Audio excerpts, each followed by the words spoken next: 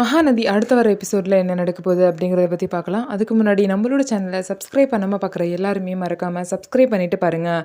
காவேரி பார்த்திங்கன்னா ஒரு சந்தோஷமான விஷயத்தை வந்து எல்லாருக்கிட்டையும் சொல்கிறதுக்காக வெயிட் பண்ணிகிட்ருக்காங்க. அது என்ன அப்படின்னா, காவேரி வந்து ப்ரெக்னெண்ட்டாக இருக்காங்க. அந்த விஷயத்தை பார்த்திங்கன்னா காவேரி வந்து கன்ஃபார்ம் பண்ணியிருக்காங்க. காவேரிக்கு பார்த்திங்கன்னா கண்டினியூஸாக வந்து நர்மதா ஃபங்க்ஷன் முடிஞ்சு வாமிட் வந்துகிட்டே இருந்துச்சு. அது மட்டும் இல்லாமல் பீரியட்ஸும் தள்ளி போயிருக்கு அப்படின்னு சொல்லிட்டு காவேரி வந்து ஒரு வேளை நம்ம ப்ரெக்னெண்ட்டாக இருப்போமோ அப்படின்னு சொல்லிட்டு டவுட் வந்து அவங்க ஃப்ரெண்டு கிட்ட கால் பண்ணி எனக்கு பயமாக இருக்குது அப்படின்னு சொல்லிட்டு சொல்கிறாங்க.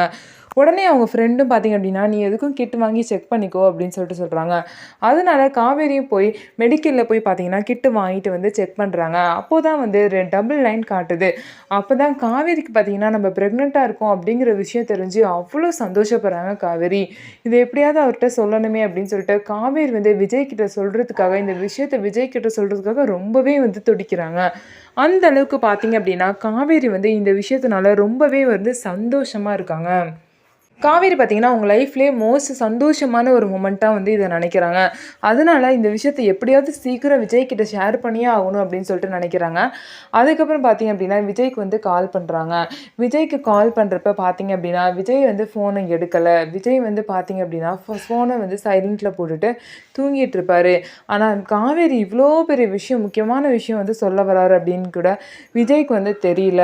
நம்ம டேரக்டர் பார்த்திங்கன்னா இதில் கூட ஒரு ட்விஸ்ட் வச்சுருக்காங்க. அதுக்கப்புறம் வந்து காவேரி வந்து கால் பண்ணி விஜய் வந்து எடுக்காதனால இது எப்படியா சொல்லணுமே அப்படின்னு சொல்லிட்டு காவேரி வந்து வீட்டில் போய் சொல்லலாம் அப்படின்னு சொல்லிட்டு நினைக்கிறாங்க.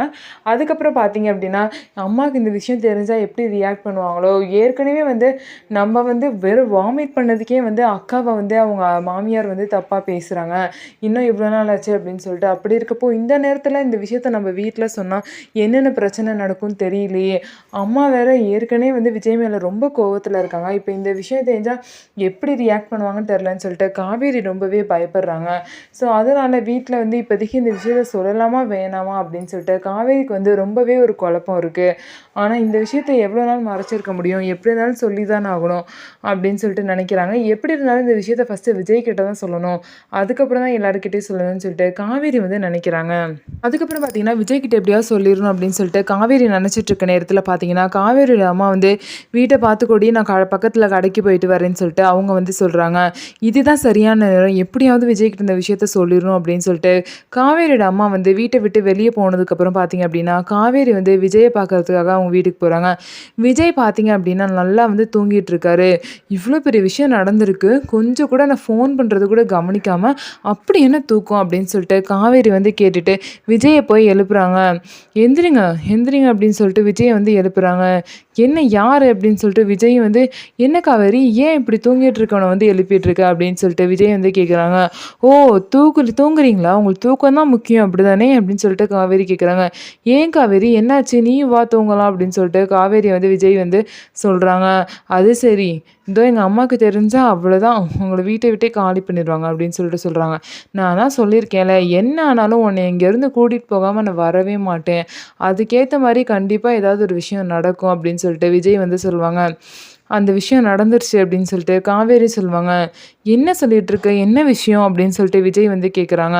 காவேரி பார்த்தீங்கன்னா ரொம்பவே வந்து அவங்க ஃபேஸில் வந்து சந்தோஷமாக இருக்காங்க. சந்தோஷத்தோட அவங்களுக்கு ஆனந்த கண்ணீரும் வருது. என்ன காவேரி என்னாச்சு, ரொம்ப சந்தோஷமாக இருக்க மாதிரி தெரியுது, ஆனால் நீ வந்து அழுகிற, என்னாச்சு, ஏதாவது விஷயம் நடந்துச்சா, என்ன எது பிரச்சனையா வீட்டில் அப்படின்னு சொல்லிட்டு கேட்குறாங்க. ஏன் உங்கள் அம்மா எதுவும் சொன்னாங்களா அப்படின்னு சொல்லிட்டு கேட்குறாங்க. உடனே காவேரி வந்து இல்லை அதெல்லாம் இல்லை, உங்கள்கிட்ட ஒரு முக்கியமான விஷயம் சொல்லணும், நம்ம வாழ்க்கையிலே நடந்த ஒரு முக்கியமான விஷயம், இது எப்படி உங்கள்கிட்ட சொல்கிறதுன்னு எனக்கு தெரியலன்னு சொல்லிட்டு காவேரி ரொம்பவே தயங்கிட்டு இருக்காங்க. சொல்லு காவேரி என்ன விஷயம் என்ன விஷயம் அப்படின்னு சொல்லிட்டு விஜயும் கேட்குறாங்க. அதுக்கப்புறம் பார்த்தீங்கன்னா விஜய் வந்து எந்திரிச்சு வந்து காவேரி கிட்ட சொல்லு காவேரி என்னாச்சு அப்படின்னு சொல்லிட்டு கேட்குறாங்க. காவேரி பார்த்தீங்கன்னா வேகமாக போய் விஜயை வந்து ஹக் பண்ணிட்டு அழறாங்க. என்னாச்சு, ஏன் இப்போ அழற, உனக்கு என்ன பிரச்சனை சொல்லு, நான் இருக்கேன், எதுவாக இருந்தாலும் பார்த்துக்கலாம் அப்படின்னு சொல்லிட்டு விஜய் வந்து சொல்கிறாங்க. உடனே காவேரி பார்த்தீங்கன்னா விஜயோட ஃபேஸை நேருக்கு நேராக பார்த்து விஜயோட கண்ணை பார்த்து நீங்கள் அப்பாவாக போகிறீங்க அப்படின்னு சொல்லிட்டு அந்த சந்தோஷமான விஷயத்தை வந்து விஜய் கிட்ட சொல்லுவாங்க. விஜய்க்கு இதை கேட்டோன்னு பார்த்தீங்க அப்படின்னா ரொம்பவே ஷாக் ஆகி விஜய்க்கு பார்த்தீங்கன்னா அதுக்கு மேலே வந்து சந்தோஷத்தில் ஆனந்த கண்ணீர் வரும். விஜய் வந்து முட்டி போட்டுக்கிட்டு அப்படி வந்து அழுகுவார். விஜய் பார்த்தீங்கன்னா அப்படி ஒரு சந்தோஷத்தில் இருப்பார். ஏன் அப்படின்னா இப்படி ஒரு விஷயம் நடக்கும் அப்படின்னு சொல்லிட்டு அவர் வந்து கொஞ்சம் கூட வந்து எக்ஸ்பெக்ட் பண்ணியிருக்கவே மாட்டார். ஸோ அதனால விஜய் காவேரிக்கு இந்த விஷயம் தெரிஞ்சோன்னா அவ்வளோ ஒரு சந்தோஷமாயிடுச்சு. அது மட்டும் இல்லாமல் ரொம்பவே வந்து ஆனந்த கண்ணீரோட இருக்காரு. அதுக்கப்புறம் விஜய் வந்து காவேரி கிட்ட, என்ன காவேரி நீ சொல்றதெல்லாம் உண்மையா? உண்மையிலே நீ பிரெக்னெண்ட்டாக இருக்கியா அப்படின்னு சொல்லிட்டு கேட்குறாங்க. ஆமாங்க, நான் வந்து நேற்றுலேருந்து எனக்கு வாமிட்டாக வந்துட்டு இருந்துச்சு, அதனால நான் வந்து கிட் வாங்கிட்டு வந்து செக் பண்ணேன், அப்போ தான் வந்து கன்ஃபார்ம் பண்ணுச்சு அப்படின்னு சொல்லிட்டு காவேரி ரொம்ப சந்தோஷமாக சொல்கிறாங்க. அதுக்கப்புறம் பார்த்தீங்க அப்படின்னா காவேரி வந்து இது எப்படி வீட்டில் சொல்கிறதுன்னு தெரில, எனக்கு ரொம்ப பயமாக இருக்குது, இந்த விஷயம் அம்மாவுக்கு தெரிஞ்சால் என்ன சொல்லுவாங்கன்னு தெரில, நான் ஃபஸ்ட்டு உங்கள்கிட்ட சொல்லலாம் அப்படின்னு சொல்லிட்டு தான் வந்தேன், உங்களுக்கு கால் பண்ணேன் நீங்கள் எடுக்கலை, அதான் நேரில் வந்து சொல்லலான்னு வந்தேன் அப்படின்னு சொல்லிட்டு. என்ன காவேரி கால் பண்ணியா? இந்த ஒரு விஷயத்த என்கிட்ட நேரில் சொல்லாமல் நீ போய் கால் பண்ணேன்னு சொல்கிற, இப்படி ஒரு விஷயத்த சொல்லியிருக்க, எனக்கு ரொம்ப சந்தோஷமாக இருக்குன்னு சொல்லிட்டு விஜய் வந்து காவேரி கிட்ட சொல்வார். காவேரி பார்த்தீங்கன்னா எனக்கும் சந்தோஷமான விஷயம் தான் இது, ஆனால் எங்கள் வீட்டில் எப்படி சொல்கிறது, எங்கள் அம்மா என்ன நினைப்பாங்க, ஏன்னா ஏற்கனவே இங்கே ரொம்ப பிரச்சனையாக இருக்குது, உங்கள் மேலே ரொம்பவே கோவமாக இருக்காங்க, இந்த நேரத்தில் இந்த விஷயத்த எப்படி வீட்டில் சொல்கிறது அப்படின்னு சொல்லிட்டு காவேரி வந்து விஜய்கிட்ட சொல்லுவாங்க. அதுக்கு விஜய் சொல்லுவாங்க, இதுதான் காவேரி நம்ம 2 பேர் சேர்றதுக்கே ஒரு விஷயமா இருக்க போகுது, இந்த விஷயத்த வச்சு தான் நம்ம வந்து சீக்கிரமாகவே சேர போகிறோம் அப்படின்னு சொல்லிட்டு விஜய் வந்து காவேரி கிட்ட சொல்லவும் காவேரிக்கு பார்த்தீங்கன்னா ஒரு நம்பிக்கை வரும். அதுக்கப்புறம் சரி வா போகலான்னு சொல்லிட்டு காவேரி வந்து கூப்பிடுவாங்க. எங்கே கூப்பிடுறீங்க அப்படின்னு சொல்லிட்டு காவேரி கேட்பாங்க. வா இந்த சந்தோஷமான விஷயத்த போய் ஃபஸ்ட்டு தாத்தா பாட்டிக்கிட்ட சொல்லுவோம் அப்படின்னு சொல்லிட்டு விஜய் கூப்பிடுவாங்க. ஐயோ நான் வரல, நீங்கள் ஃபோன்லேயே சொல்லுங்கள், இல்லை நீங்கள் போய் நேரில் சொல்லுங்கள், நான்லாம் அங்கே வரல, அங்கே நான் போனேன்னு தெரிஞ்சாலே எங்கள் அம்மா பெரிய பிரச்சனை பண்ணிடுவாங்கன்னு சொல்லிட்டு காவேரி சொல்லுவாங்க. அதெல்லாம் ஒன்றும் இல்லை வான்னு சொல்லுவாங்க. அதெல்லாம் வேணாம் அப்படின்னு சொல்லிட்டு சொல்லுவாங்க. சரி வா அங்கே போகிறதுக்கு முன்னாடி ஃபஸ்ட்டு உங்கள் வீட்டுக்கு போவோம்னு சொல்லிட்டு காவேரியை கூட்டிகிட்டு விஜய் வந்து வலுக்கட்டாயமாக அவங்க வீட்டுக்கு போயிடுவாங்க. அதுக்கப்புறம் பார்த்திங்க அப்படின்னா வேணான்னு சொல்லியுமே காவேரி கூட்டிகிட்டு விஜய் வந்து காவேரி வீட்டுக்கு போய் அங்கே போயிட்டு ரொம்பவே உரிமையாக வந்து போய் சோஃபாவில் வந்து உட்காந்துப்பாரு. என்ன இவர் வந்து இங்கே உட்காந்துருக்காருன்னு சொல்லிட்டு காவேரி கிட்ட எல்லாருமே கேட்பாங்க.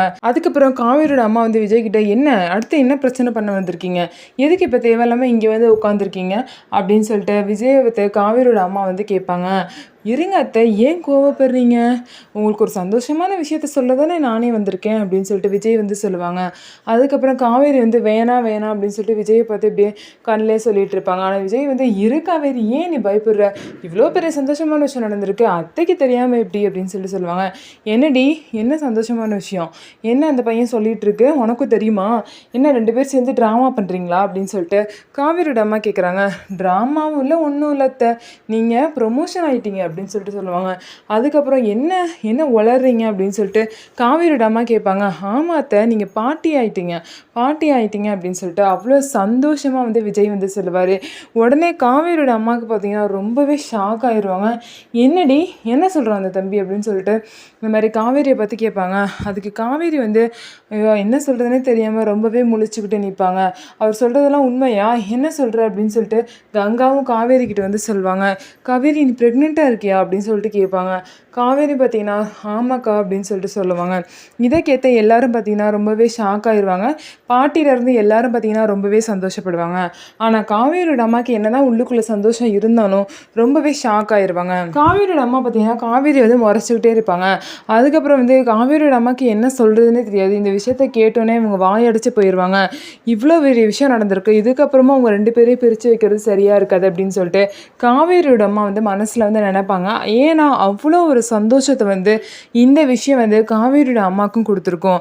அதனால இந்த விஷயம் தான் விஜயும் காவேரியும் கூடிய சீக்கிரம் சேர்க்க போகுது. இது மூலியமாக காவேரி விஜய் உண்மையும் புருஷன் முன்னாடியே தான் வாழ்ந்திருக்காங்க அப்படிங்கிற விஷயம் காவேரியோட அம்மாவுக்கும் தெரிய வரும், அந்த ஃபேமிலிக்கும் தெரிய வரும்.